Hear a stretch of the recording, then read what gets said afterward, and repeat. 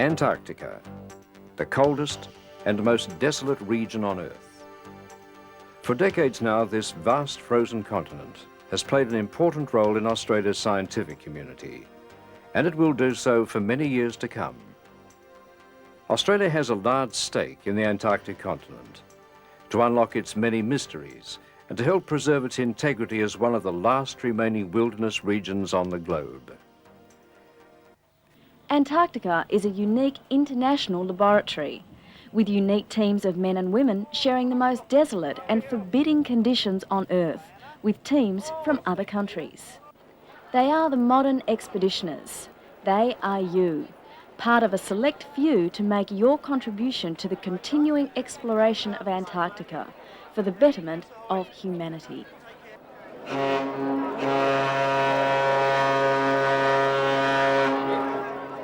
Welcome aboard the Aurora Australis, Ice Class Super 1A icebreaker. Built in the late 80s, the ship is operated by P&O Polar and leased by the Antarctic Division as a research and supply ship to the Antarctic. Penny and I are your hosts for this presentation, which will give you an overview of the safety and emergency regulations on this ship.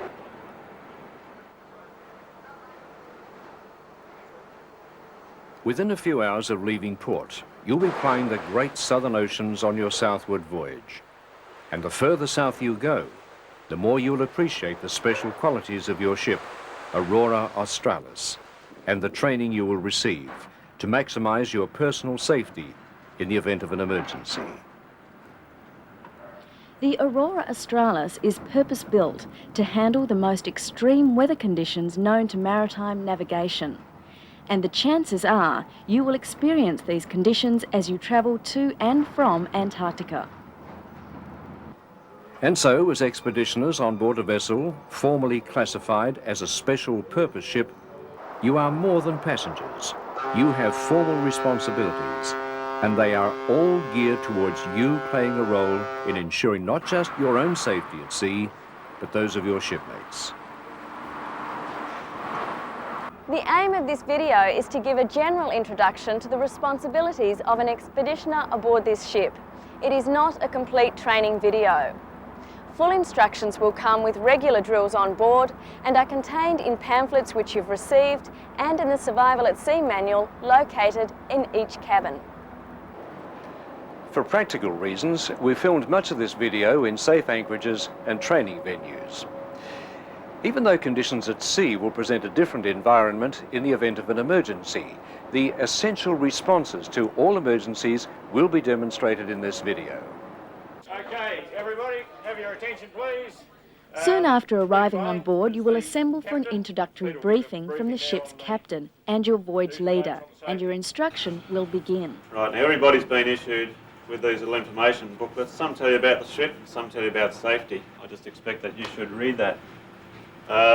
Similarly, there should be one of these in your cabins, or the Deputy Voyage Leader should issue with one of these Survival at Sea manuals. Again, very important that you have a read of that. With scores of expeditions to and from Antarctica, we have identified 4 potential major hazards and have established responses to them. The first is fire, which can threaten the ship and its complement in a very short time. To minimise this risk, smoking is prohibited in the Aurora Australis, but is permitted in designated areas outside the accommodation at the master's discretion. The ship is well appointed with equipment to handle any fire emergency. Large fires will normally be attended by the crew, but if you're confronted with a small fire, extinguishers or fire blankets are readily available to contain it. Attend to the fire and then advise the bridge. Fire on E-deck in lap 1. In all cases, alarms should be activated to alert an emergency situation. Flooding is the next major potential hazard. Adverse sea and weather conditions are to be expected on these voyages. The ship can cope with the very worst conditions, but not human error. Unsecured portholes and weatherproof doors during heavy seas can imperil the ship. However, Flooding can still occur in circumstances beyond anybody's control. If the ship's hull were to be pierced by some floating hazard, such as submerged ice or in a collision, rapid flooding could occur and demand an immediate and exacting response from us all.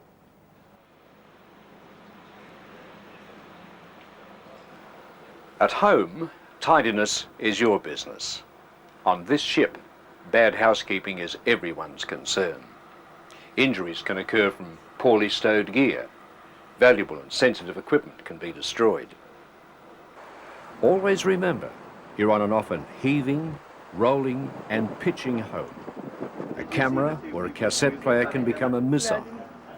A carelessly placed mug of coffee can spill on valuable equipment. You won't be the first to have your expedition scuttled before it begins.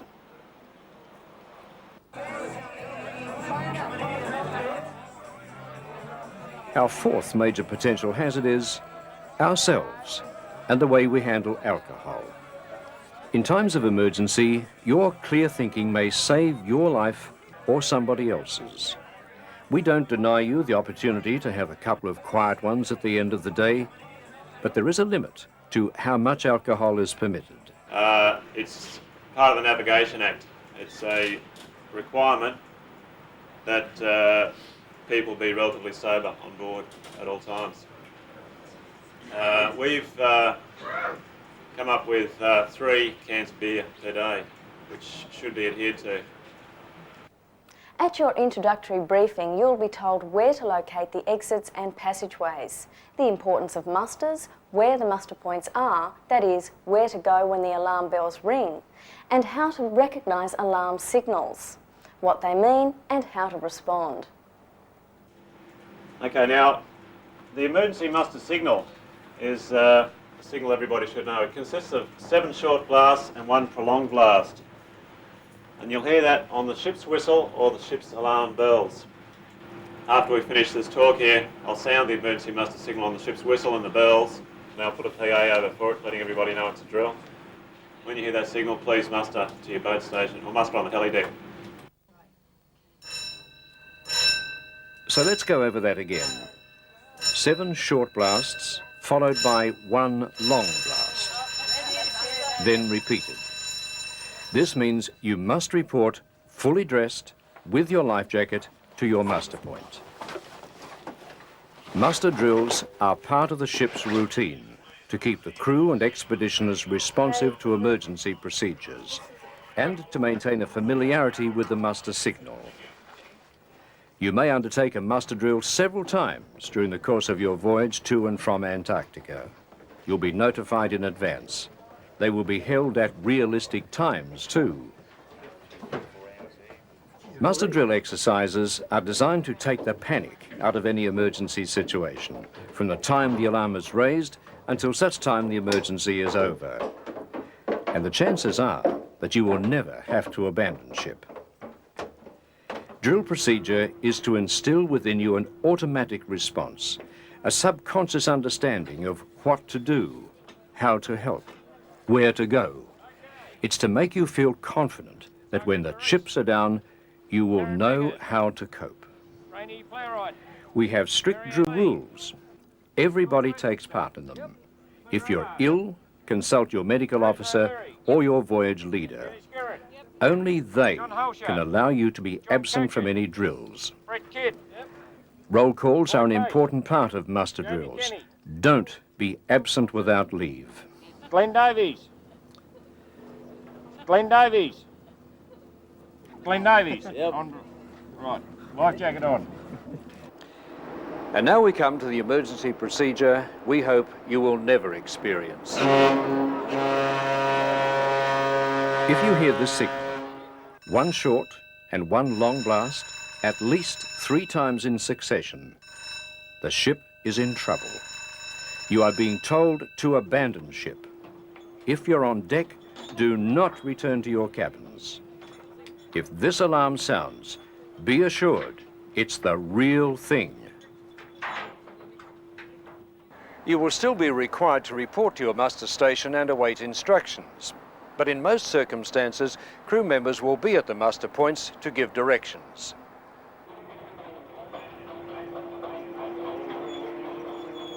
In the extremely unlikely need to abandon ship, the Aurora's 2 lifeboats will be used. These are fully enclosed and comprehensively equipped with safety and survival material, sufficient to your needs for a protracted time in case of a long wait for rescue. Right, if you form a line along the ship's side and we'll take you on board the boat one at a time. The 2 lifeboats can carry the full complement of ship's crew and expeditioners. We've got room for 78 and we've nearly got a full boat, so as you can see it's going to be cosy to say the least. I hope everyone's got their seatbelt on. Biggest problem with these sort of boats is that they are a self-righting boat. You've got all your buoyancy up here and all the weight distributed down low. The problem is when you get 70 people in here, if the boat did fall and it needed to right itself, with all you people sitting up there in this cavity without a seatbelt on, then there's a good chance that some water's going to get in and it won't right. They had a situation previously where that happened. So for your own safety, it's a requirement to have your seatbelt on as you're lowering down. Once you're in the water, it's okay.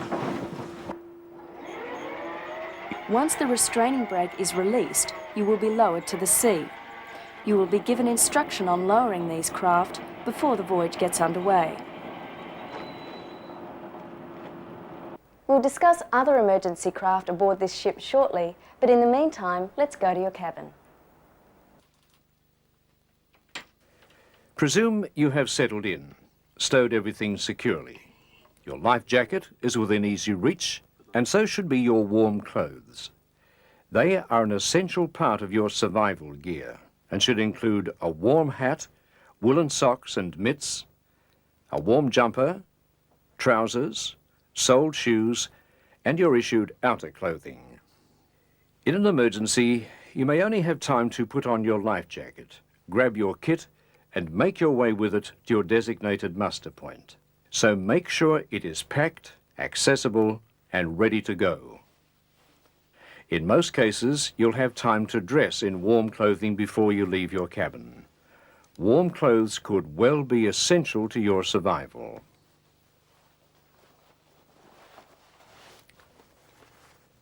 Your cabin has instructions on how to put on a life jacket. Yours is stowed in your cabin. Spares are stowed in lockers adjacent to your muster station on deck. You should regularly check it to make sure it has not been tampered with. Notify your VL or DL of any faults. Each jacket should be fitted with a whistle, reflective tape, and a light powered by a water-activated battery. If there is a need to abandon the ship, an essential piece of survival equipment will be given to you by a crew member at your designated muster point. This is an immersion suit. It's designed to cover you entirely when dressed in your warm clothing. As the name implies, the immersion suit will protect you from the intense cold if you find yourself in the water. The immersion suits used on Aurora Australis have an inherent buoyancy and an inflatable supporting collar. They also have a strap to attach yourself to others in the water or an inflatable raft or lifeboat. Their use will be demonstrated to you prior to embarkation or soon after departure. Believe me, if I had to get off the ship, that's the first thing I'd grab. Make sure I take one of those. In a real emergency, what we'd be doing would be putting everybody in these before you get into the lifeboat and leave your life jacket behind. It has a float on the back, so it's a survival suit and a life jacket as well. Okay? Best way to get into them is to, as I said, flick your shoes off and sit down on the ground on the top. Right. Slide into it. While it may seem cumbersome, it is a simple operation. Put it on as you would a normal overall and fasten the waterproof zip fully to your neck. You're sweating there. Just turn your head across to starboard. When putting the suit on, stay clear of any sharp objects which may tear it. Inspect it for any tears or split seams. Okay, that'll keep you warm. You can get a little bit more to go around there if you want to cover a rider. We won't worry about putting the gloves on, but there's some mitts there as well. A light, that'll activate automatically when you're in the water. Chemical light goes for about 24 hours or thereabouts. And this little inflatable life jacket, I guess it is, keeps you afloat. And a whistle. Now, most important thing is to know is to blow that up. So, just hang on there. You're all right. We're there. Righto. If you missed all that, instructions are on the bag. And now to other emergency craft aboard this ship. The Aurora Australis has 6 inflatable life rafts, each with a 25-person capacity. Enclosed in fiberglass containers, they're designed to be inflated on davits for boarding at deck level. Begin the launch procedure by attaching the davit hook to the raft suspension link and lock the hook.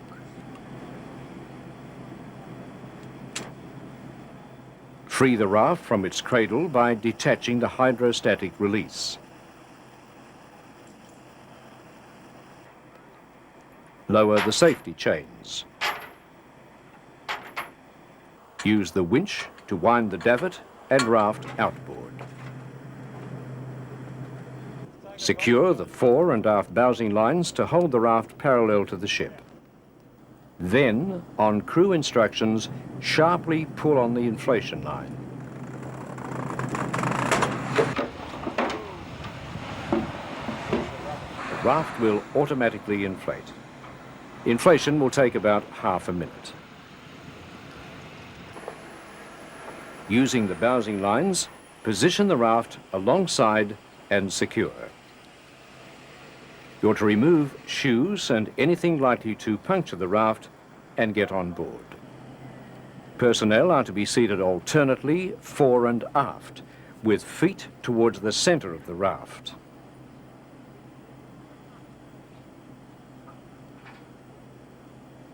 Once loaded, the bowsing lines are to be released and a crew member will lower the raft towards the water. All clear, lower away. Nice and easy. This Australian Maritime College demonstration shows how the hook is prepared for release by pulling the lanyard sharply. The raft is being prepared for self-release once afloat. A knife is fixed to the inside of the upper buoyancy tube close to the canopy entrance. Untie or cut any lines to the vessel. Without delay, using paddles from the raft survival kit, clear your raft from the ship. It is essential to keep together. Make for other life rafts to secure your raft to them. Stream your sea anchor or drogue. This will retard your drift rate. Scan your immediate surrounds to pick up any people in the water. If the davit-style launch through circumstances outside the crew's control is not possible, the raft can be easily thrown overboard and inflated once in the water. Attach the inflation line to the ship's rail. Remove the securing straps, detach the hydrostatic release, and wait for instructions to release the raft. All clear, launch the raft.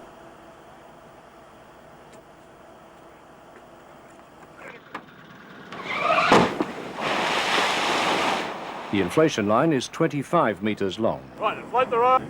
Pull hard on the line. Then, use the painter to position the inflated raft near the ship for boarding. If possible, board the raft by ladder or any other means, such as fire hoses or ropes, to avoid immersion. This is a demonstration of a launch gone wrong. Watch the Expeditioner on the right.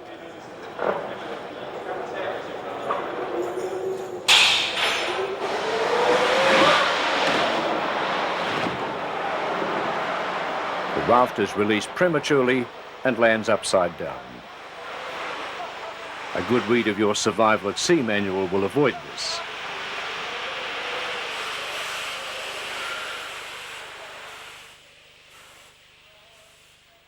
If circumstances are such there is no time to launch the rafts, do not despair. They will be released hydrostatically. Imagine this float as a raft. and it's attached to its cradle by wires secured by this locking mechanism, a hydrostatic release. Once immersed to a depth of 3 meters, each will automatically open, freeing its raft from the sinking ship.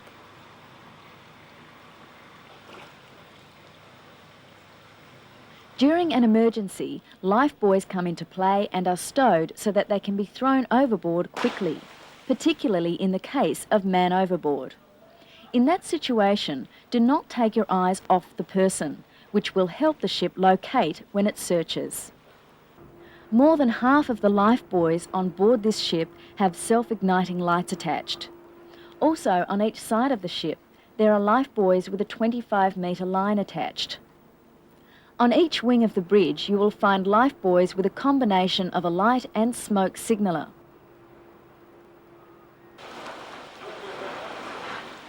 As we've pointed out, it may become necessary to jump, and where possible, from the lowest point of the ship, but only as a last resort.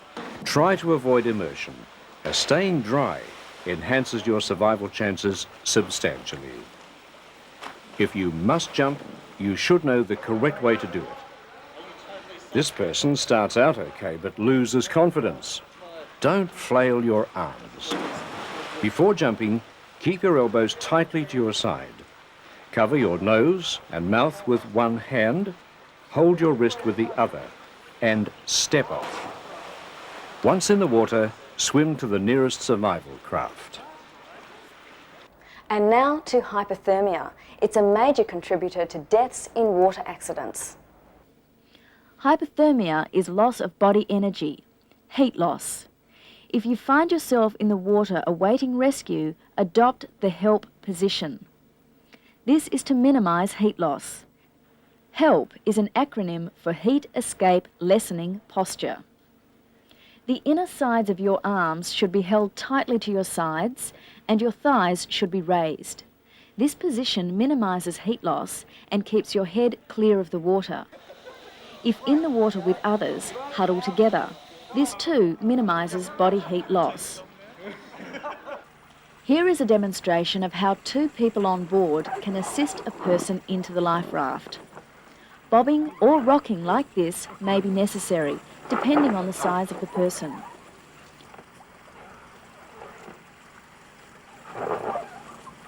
Once survivors are on board, take immediate steps to restore their temperature by removing any saturated clothing.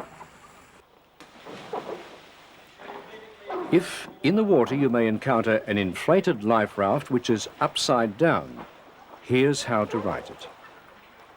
Pull the raft around until the gas bottle is downwind. Climb onto the inverted floor of the raft. Set your feet on the gas bottle and heave the raft over by pulling on the righting strap. Wind and wave action will help in this procedure. You could be in for a long wait. Do your best to take command of your resources of mental strength. Overcome any urge to yield to fatigue to ward off total collapse. If necessary, be prepared to become the leader if no crew member is present.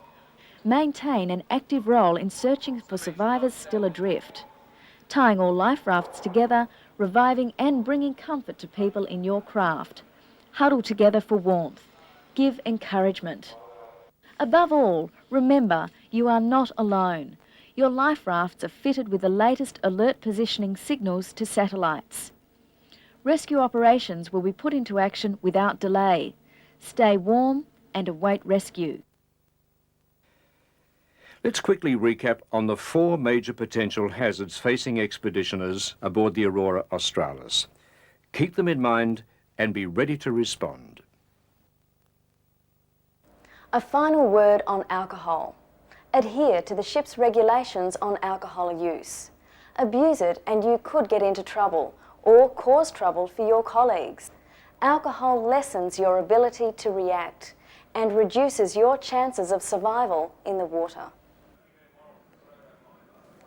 This video can only give a cursory appraisal of your obligations aboard a ship like the Aurora Australis with a special purpose ship designation.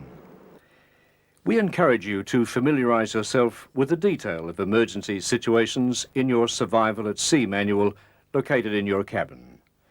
Your voyage leader is available for any other information. A copy of this video is available on board if you wish to view it again.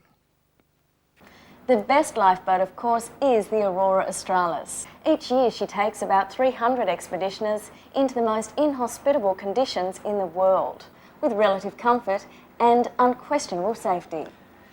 Read your safety manual. Be enthusiastic when taking part in drills. Be attentive to your responsibilities as an expeditioner towards keeping your ship safe and efficient. Enjoy your expedition.